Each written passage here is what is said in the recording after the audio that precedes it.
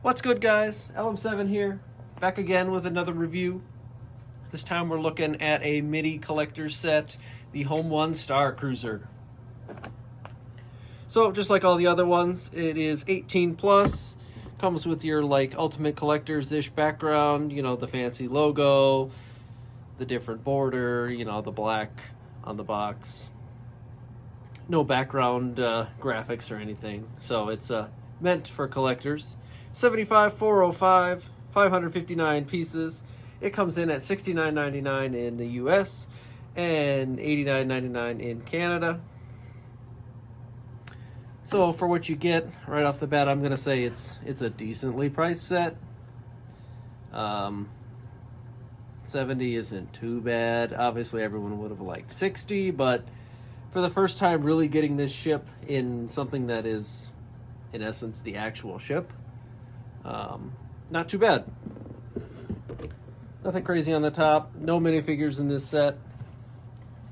The back shows you a little picture of the actual ship in the movie, you know, along with a escort frigate and the Tainted 4 behind it. And it comes in at over a foot long and almost 6 inches tall. So it's an okay size. I like this mid-range size. They're bigger than you think when you're building them. And then, you know, they're not big enough like other collector sets. If you're running out of room, you know, you don't have too much space to display stuff, blah, blah, blah. Anyway, they're a decent size. So, the instruction booklet, I like what they're doing, but again, boring.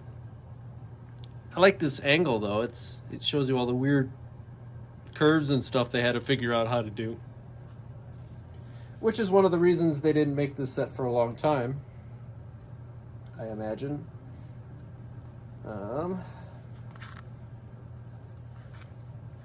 There was a particular little spot I wanted to show you in the instructions because it was silly. Yes. So just like all the other MIDI sets, they do give you a little micro build on the inside. You can't really see it once the ship is built, but you know it's in there. So this time it's a Green Squadron A-Wing, which is kind of fun.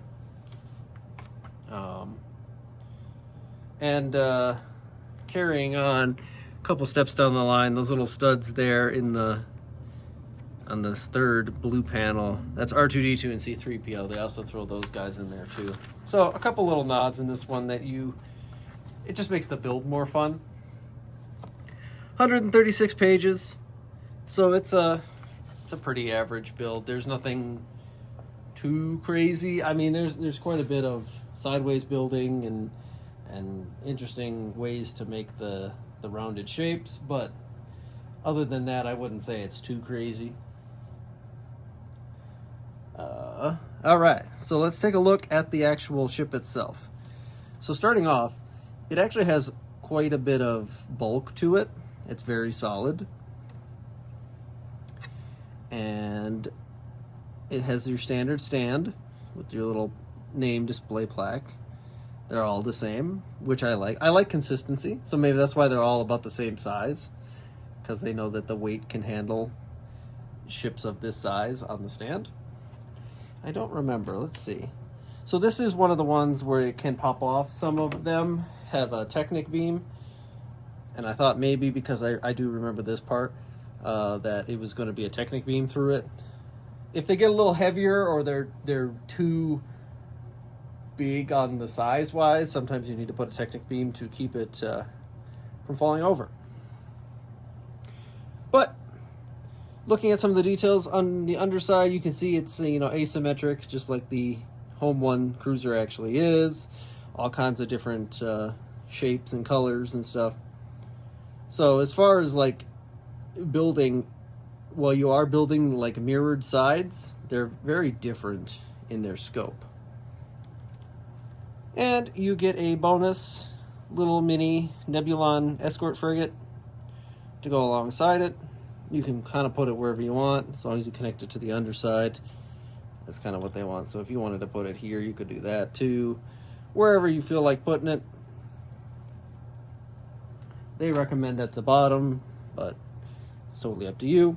So like I said, you can see you're building upside down here to make the cone of the nose. And I think these might just pop off.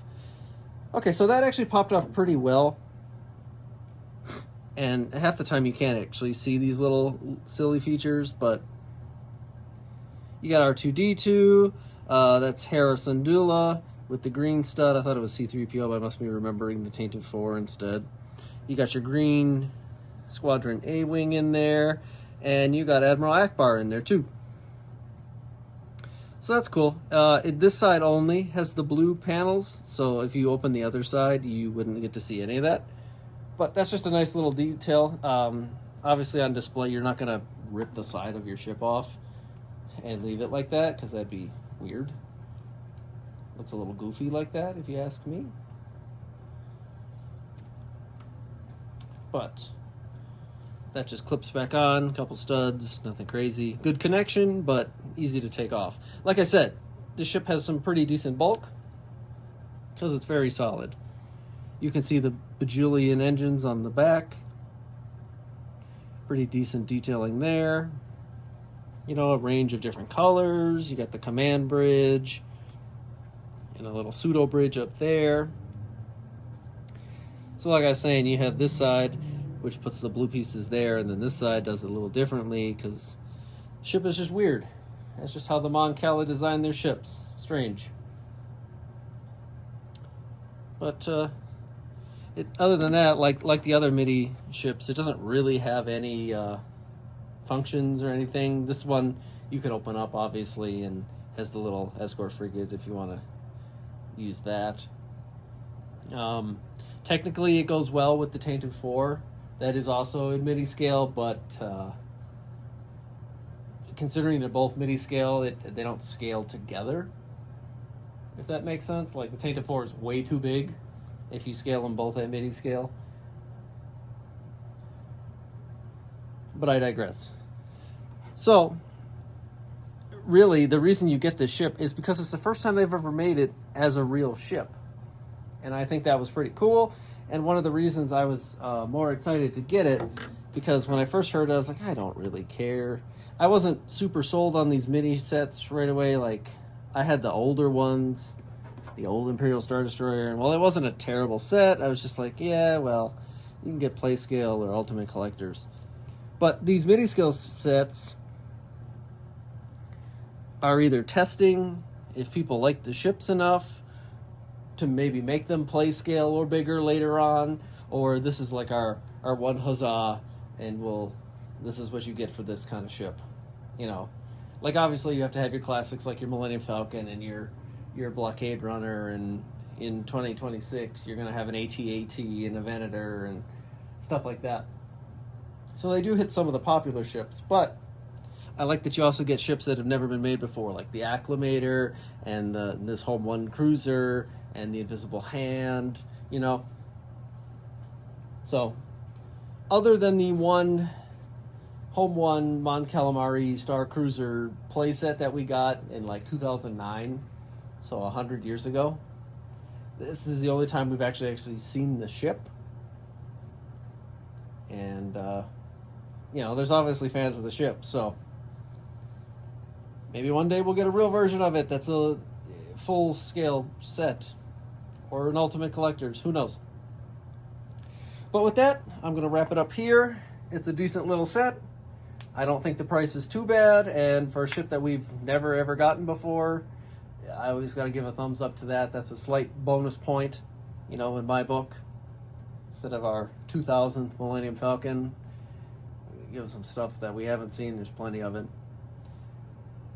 With that, let me know what you guys think. You got this set, you want it bigger, you want a play scale version, let me know. Be fun to talk about. And with that, I'll see you guys next time.